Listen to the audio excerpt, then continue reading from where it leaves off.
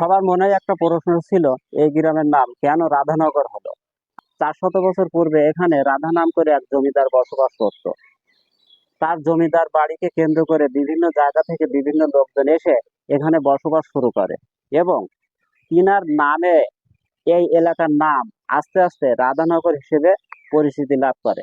আমার বাম হাতে যে সুউচ্চ বট গাছটি দেখছেন, এই বট গাছকে কেন্দ্র করে এখানে আমাদের যে 32 ঘর হিন্দু ভাইরা আছে, এখানে তারা বিভিন্ন সময়ে পূজা পার্বণ করে।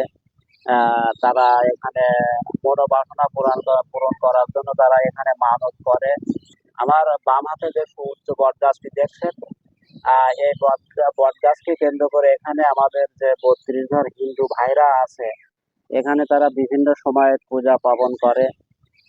তারা এখানে মনোবাসনা পূরণ করার জন্য তারা এখানে মানত করে। আর আমার ডান হাতে দেখছেন রাধানগর বাউল।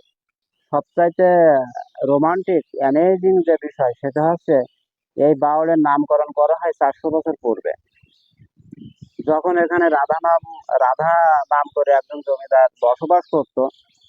সেই কিনার নামে এই বাউলের নামকরণ করা হয় রাধানগর।